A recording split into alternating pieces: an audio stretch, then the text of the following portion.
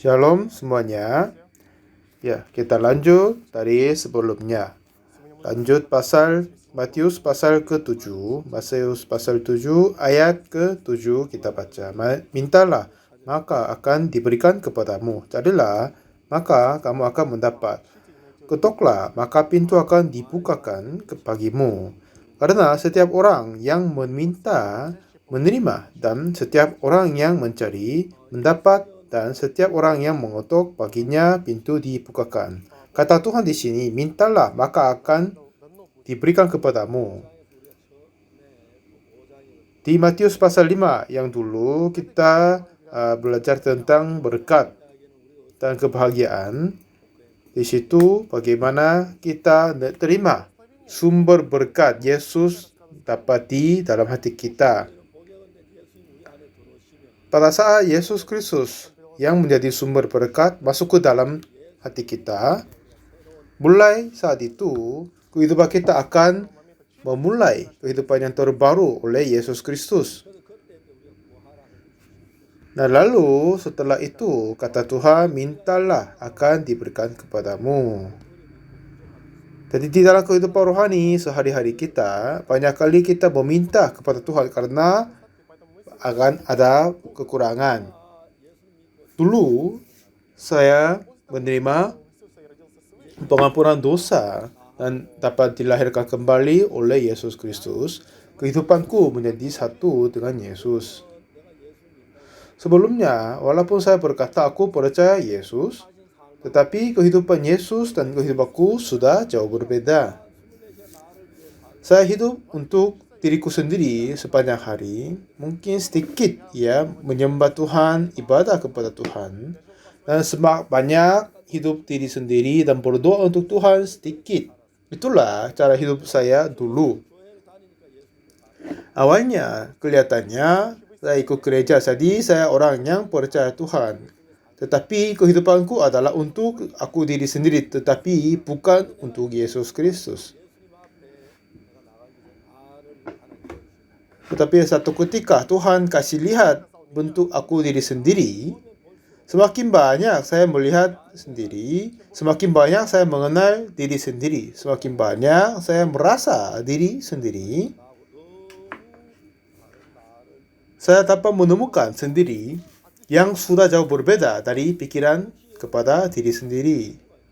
Misalnya, kalau Anda punya teman kan, dan misalnya Anda sudah percaya kepada temannya dan membuka hatimu total kepadanya dan mencurahkan kepadanya semuanya.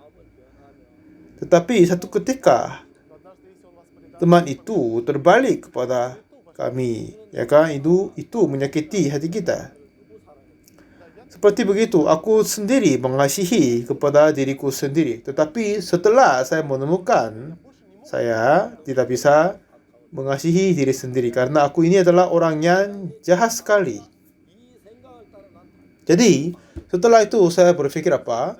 Kalau saya mengikuti pikiran aku sendiri, pasti akan kalah, pasti akan terkutuk, pasti akan menerima kebinasaan. Dengan itu, saya menjadi orang yang tidak dapat mempercaya dirinya sendiri. Di dalam pelayananku juga, sudah 50 tahun, hampir 60 tahun saya melayani di dalam menjadi pendeta.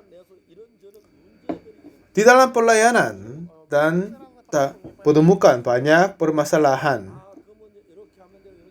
Setiap saat itu ada banyak perfikiran dan cara bagaimana mengatasi hal ini dapat di dalam hatiku. Dulu saya selalu mengikuti apa yang saya dapat di dalam hatiku, pikiranku.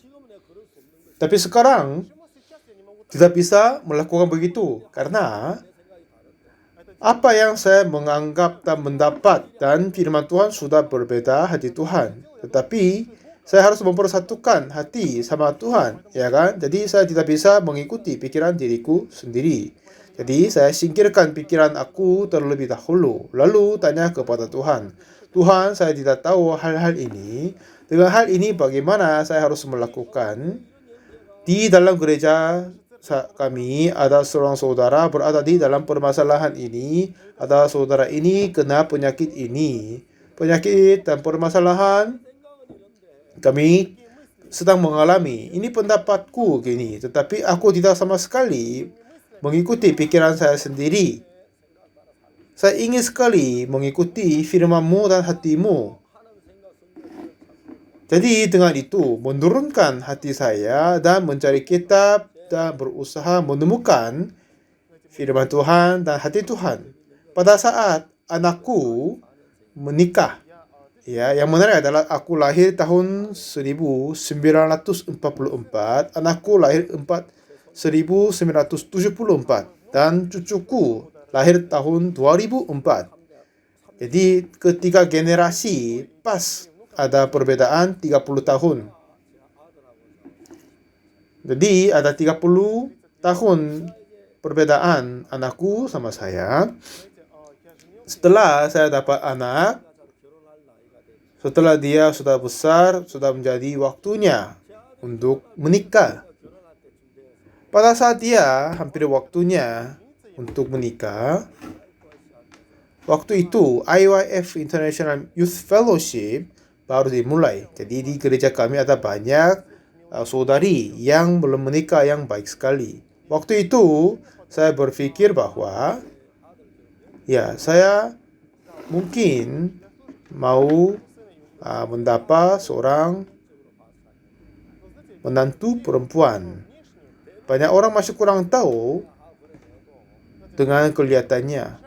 Ada banyak yang berpacar, tetapi pada saat laki-laki menikah dengan seorang perempuan, dia tidak sama sekali tahu tentang perempuan. Mungkin 1% pun kurang. Perempuan pun juga begitu. Ya, walaupun mereka sudah lama kenal, tetapi tidak sempurna tahu semuanya. Jadi dalam hatiku, apa yang saya berpikir dan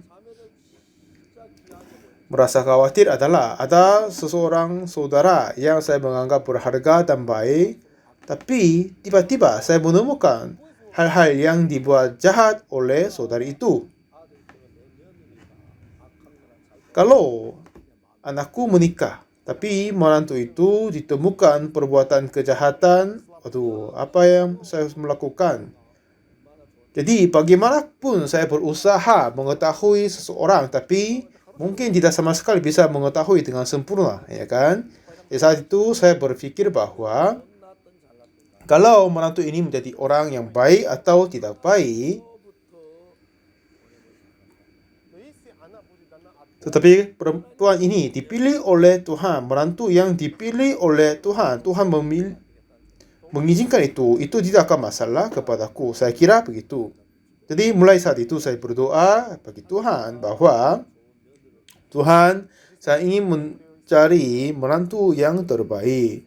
Tapi untuk hal ini, saya tidak sama sekali mau masukkan pendapatku di dalam hal ini.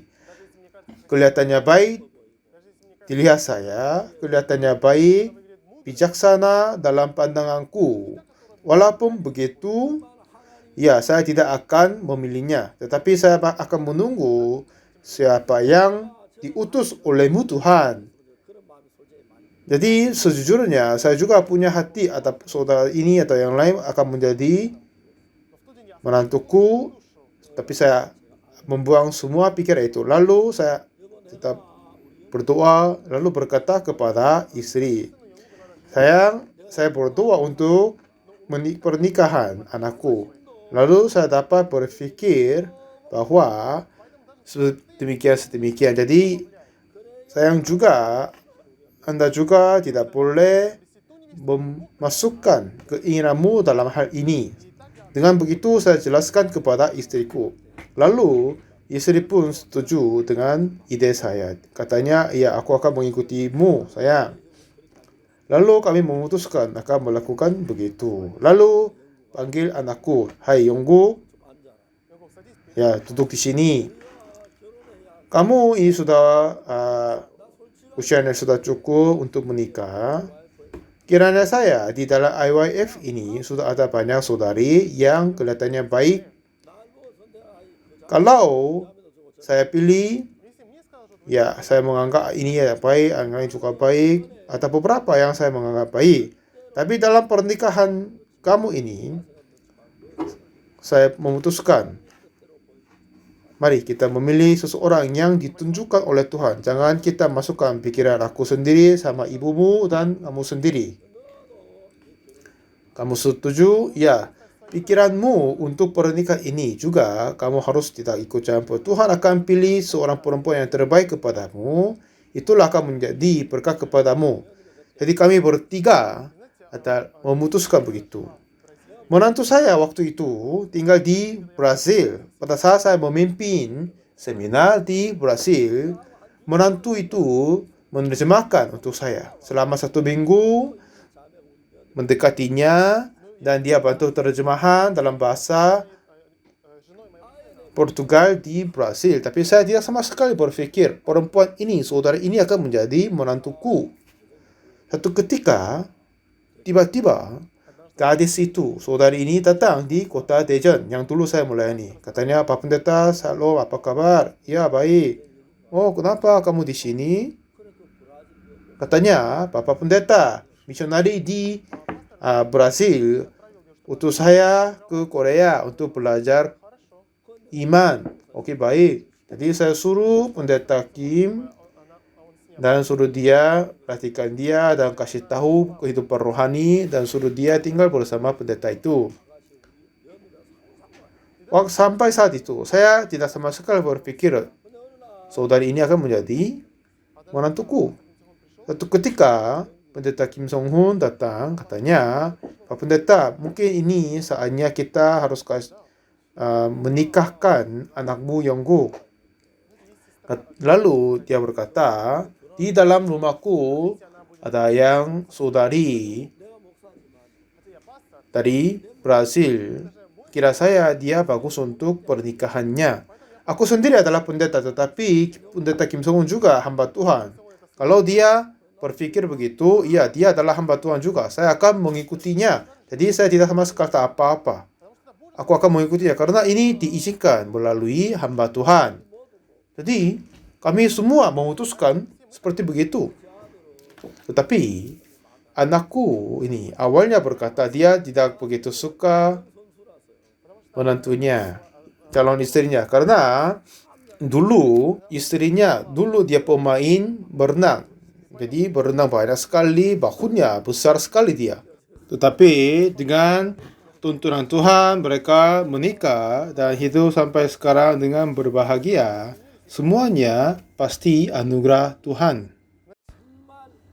Jadi semua hal-hal yang terjadi oleh Tuhan atau semua hal yang terjadi oleh pilihan dan pengusahaan kita itu sudah jauh berbeda. Dulu saya tidak tahu apa-apa, tidak sama sekali ada kuasa, dan orang yang jahat dan kotor. Tetapi orang yang tidak rakyat itu sebelum tahu Tuhan hanya mengikuti dengan pikiran diri sendiri. Akhirnya semua pembuatan saya menjadi masalah dan mengatakan banyak kesulitan. Itulah kehidupan saya dulu. Tetapi setelah Tuhan Yesus masuk ke dalam hatiku, ya kan? Saya juga kadang mengikut pikiran diri sendiri. Saya juga memilih cara diri sendiri. Tetapi pada saat saya memilih dan pikiran-pikiran saya selalu terasa takut. Sampai sekarang ini juga ada beberapa permasalahan yang harus mengatasinya. Setiap pagi saya bangun, ada yang kabar bahwa ada seorang saudara kena kanker. Saya berdoa, Tuhan, apa yang saya harus melakukan untuk dia? Tidak ada. Tuhan, Engkau adalah yang datang untuk bantunya. Bukan aku yang melakukan untuk dia. Tapi Tuhan, Engkau adalah yang harus kerja. Jadi mengandal kepadanya, mempunyai harapan kepada Tuhan. Jadi sebelum saya berkata kepadanya melakukan ini dan yang lain, tetapi Tuhan sendiri datang dan berkata dan memimpin hati mereka. Karena saya juga tahu bahwa semua perbuatan aku, pikiranku sudah jahat, bersalah. Jadi, setiap saat saya bertemu permasalahan, saya tidak lagi mengikuti pikiran, dan betapa diri sendiri. Tapi mencari firman Tuhan dan ingin menerima tuntunan dari Tuhan. Jadi saya berdoa kepada Tuhan. Tuhan, aku ini kurang mempunyai hikmat. Kalau menemukan permasalahan ini dan yang lain atau kesulitan ini yang saya mengalami, saya berada di dalam kesusahan ini dengan hikmatku sendiri. Aku tidak bisa menyelamatkan diri dari permasalahan ini. Jadi Tuhan, tolong memberikan hikmat-Mu, bukan hikmatku. Jadi tolong melepaskan aku dari semua kesulitan ini. Tolong memberi anugerah kepada aku. Tolong bantu kepada aku. Kalau begitu, apa yang menjadi masalah kepada kita? Tuhan yang Maha Kudus, tolong pimpinlah aku. Dulu, saya berpikir aku adalah orang baik, orang yang pintar. Tetapi, pada saat saya berpikir sesuatu, jadi saya tidak berpikir ulang, langsung melakukan semuanya sesuai dengan saya berpikir apa-apa. Tetapi satu ketika saya menemukan diri, semua pikiran aku sudah bersalah. Lalu sekarang saya takut sekali mengikuti pikiran diri sendiri. Jadi pada saat saya menemukan sesuatu bermasalah, aku selalu mencari Tuhan. Mintalah maka akan diberikan kepadamu. Jadi kami Tuhan minta, Tuhan kami ada kekurangan tenaga pelayanan misi. Ada yang seorang pendeta sudah mulai Tuhan 10 tahun, masih belum ada iman. Murid-murid misionaris ini hanya hidup dengan pikiran diri sendiri. Ada yang ini dan yang lain, ada banyak permasalahan ini dan yang lain, pikiran-pikiran doa kepada Tuhan. Jadi dengan hal-hal ini satu demi yang lain, ya mungkin saya juga berusaha menangani dan menyelesaikan, tetapi Tuhan di dalam hatiku adalah Tuhan Yesus. Jadi saya tidak mau mengikuti pikiran diri sendiri. Dulu saya memutuskan semuanya dengan pikiran yang dariku. Kalau saya mempunyai satu ide, tetap mengikutinya. Tetapi pada saat ini, kalau saya menemukan satu pikiran, saya menemukan itu dulu, ya Tuhan, ini pikiranku ini. Tetapi bagaimana firman-Mu pikiranku? Tolong pimpinlah aku. Tolong memberi hikmat kepadaku. Katanya Tuhan, kalau ada kekurangan hikmat bijaksana, mintalah kepada Tuhan. Tuhan akan memberikan kepada kita. Ya kan? Sampai sekarang, aku melakukan semuanya. Tapi dengan hal ini, saya tidak bisa mengendalikan diri sendiri. Aku tidak bisa menyelesaikan diri sendiri. Untuk menyelamatkan orang, tidak bisa melakukan dengan cara sendiri. Banyak hal seperti begitu tidak akan terjadi. Jadi setiap saat, setiap hari menanti-nantikan Tuhan, memandang kepada Tuhan, biar Tuhan melakukan untuk kita. Itulah maksudnya. Jadi mengandalkan kepada Tuhan, menantikan Tuhan, akhirnya Tuhan memberi jawab kepada kita. Jadi katanya, mintalah, maka akan diberikan kepadamu. Pada saat saya dilatih di tentara, waktu itu saya lapar sekali. Sampai sekarang ini juga saya merasa marah kepada yang kasih nasi. Sampai sekarang saya tidak sama sekali melihat orang yang bisa ambil kasih nasi seperti itu. Dia membawa mangkok lalu mengambil sendok besar dan dengan begini-begini kasih nasi kepada kita. Kalau kita melihat dengan baik-baik, tidak sama sekali ada beras yang terbaring. Semuanya tetap berdiri. Itulah kelihatannya heran sekali dulu. Dan dia dengan pertukuran diri sendiri, kasih nasi, seperti mesin dia kasih semuanya. Semuanya terukur dan tetap berdiri. Kelihatannya nasinya besar dan banyak sekali, tapi semuanya berdiri. Jadi kalau saya press nasi di atas meja makan, jadi ini menjadi turun semua. Jadi kalau saya makan 1-2 kali semuanya habis. Jadi dalam latihan di tentara selalu terasa lapar. Setelah selesai makan, sampingnya ada kantin. Di situ mereka jual roti dibuat dari nasi. Itu enak sekali. Jadi banyak orang mau beli itu, tapi aku tidak sama sekali punya uang. Walaupun ingin makan, tapi tidak bisa membeli dan makannya. Dan saya lapar sekali, jadi ingin mencuri makan. Ya, saya sampai menangis untuk ingin makan itu.